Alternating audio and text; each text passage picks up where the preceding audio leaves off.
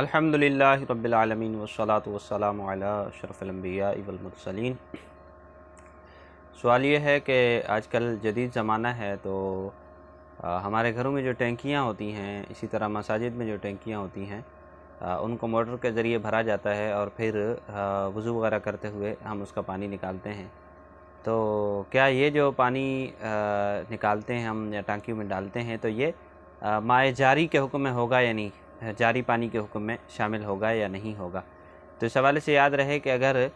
دونوں طرف سے ٹانکیاں چل رہی ہوں کہ بھرنے والی بھی موٹر لگی ہوئی ہے جو کہ اس کو بھر رہی ہے اور اسی وقت وہاں سے پانی نیچے نکل رہا ہے، وضو کر رہے ہیں یا غسل کر رہے ہیں، اس دوران تو مائع جاری کے حکم میں ہوگا۔ اس صورت میں اگر کوئی اس میں نجاست گرتی ہے تو ناپاک نہیں ہوگا جب تک رنگ بو مزہ